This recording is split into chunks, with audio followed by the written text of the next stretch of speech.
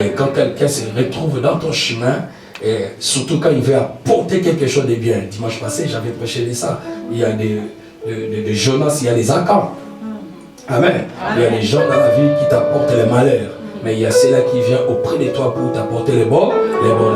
Alléluia. Amen. Donc quand quelqu'un s'exprime, il dit non, je veux apporter une pierre, le bonheur pour l'église, le bonheur pour toi, pour ton ministère.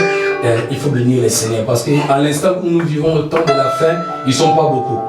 Il y a plus de rebelles, il y a plus des ennemis, il y a plus non, ils ont dit ça même des choses que tu n'as pas dit, des faux témoignages. Mais si quelqu'un s'est mis dans ton chemin et Dieu l'a parlé pour toi, il faut bénir le Seigneur. Amen. Amen. Donc, pendant que j'appelle l'évangéliste Christian, on acclame très très fort, il va se présenter et présenter sa femme.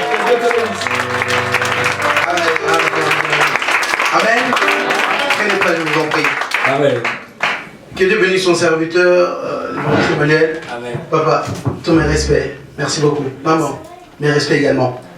Je vous salue dans le nom de Jésus-Christ. Amen. Comme papa l'a dit si bien, je ne suis pas venu seul. Amen. Amen. Hein? Est-ce que tu peux répéter après moi? Dieu t'a fait du bien. Dieu t'a fait du bien. Non, répète-le un peu bien. Dieu m'a fait du bien. Non, moi, non, parle de moi. Oui, effectivement, Dieu m'a fait du bien, papa. Dieu m'a donné une femme. N'est-ce pas, c'est faire du bien à un homme? Amen. Dieu m'a fait du bien. Répète-le avec moi, s'il te plaît. Dieu m'a fait du bien.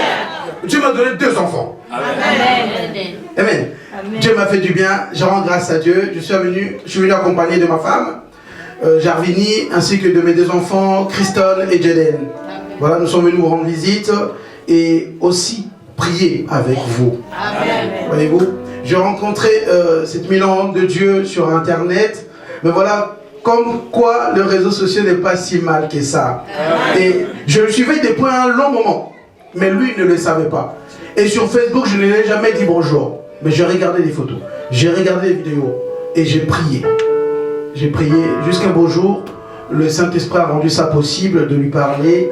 Et voyez-vous, nos 2 esprits se sont connectés. Amen. Et j'ai béni cela. J'aimerais vous dire 2 choses. 2 choses, papa a dit 5 minutes, je vais en prendre que 4.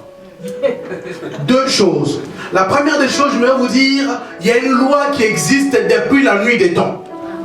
Cette loi, c'est une loi inévitable. Tout homme doit passer par cette loi. C'est une loi que nous appelons la loi de la rencontre.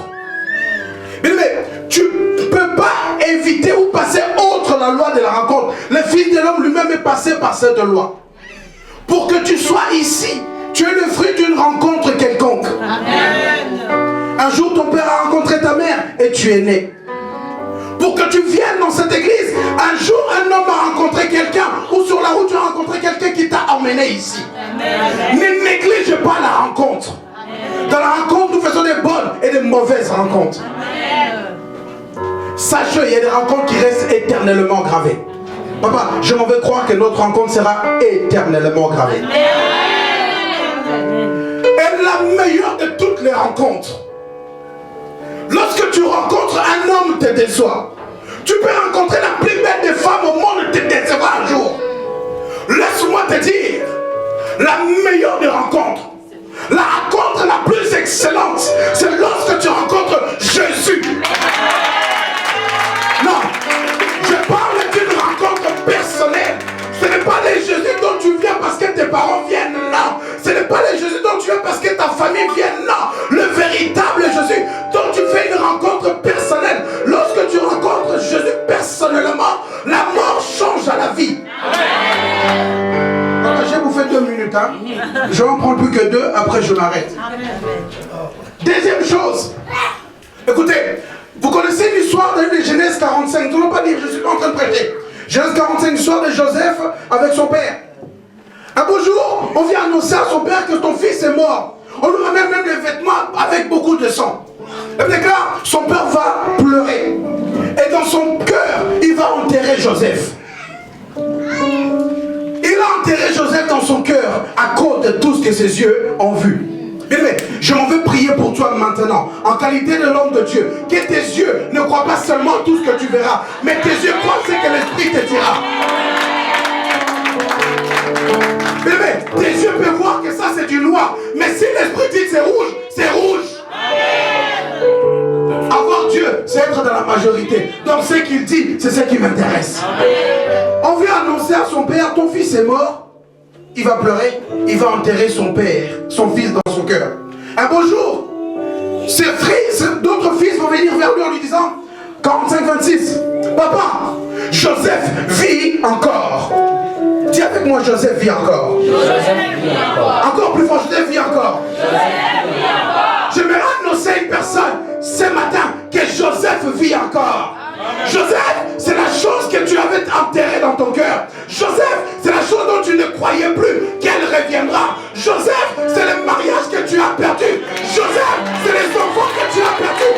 Joseph, c'est la stérilité qui t'habite. Joseph, c'est la maladie qui t'habite. Joseph, c'est cette situation dont tu as tellement pleuré. Obité, n'abonne les sous pour n'angoter. Je ne vais plus prier pour ça. Laisse-moi te dire un beau jour. Et ce jour-là est arrivé. Moi, le Dieu que je prêche, il n'est pas le Dieu de demain. Ce n'est pas le Dieu d'hier, c'est le Dieu d'aujourd'hui. Aujourd'hui, je viens annoncer à quelqu'un que ton Joseph vit encore. Écoute, l'Esprit de Dieu qui est en moi va réanimer ta foi afin que tu puisses croire comme à moi.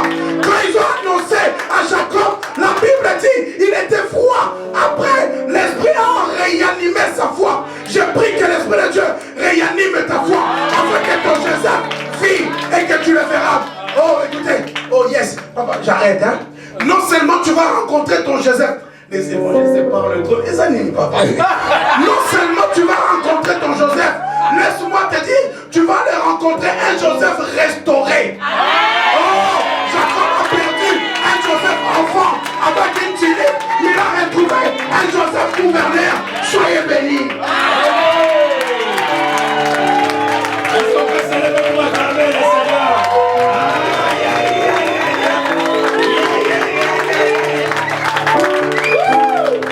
Alléluia. Vous savez, quand tu es bon, on doit rencontrer que des gens bons. Non. Et je sais que tu pries que c'est merveilleux. Alléluia. La loi de la rencontre. Alléluia. Ah ben je t'ai dit ce matin, c'est comme si cet homme savait. Parce que le message que je dois prêcher aujourd'hui, dans la même direction, parce que le thème que j'avais intitulé, j'ai dit, il te reste encore quelqu'un qui peut te donner la solution. Donc si tu rencontres cette personne, quelqu'un là, ça doit changer. Alléluia. Mettons-nous tous debout, nous devons lire la parole.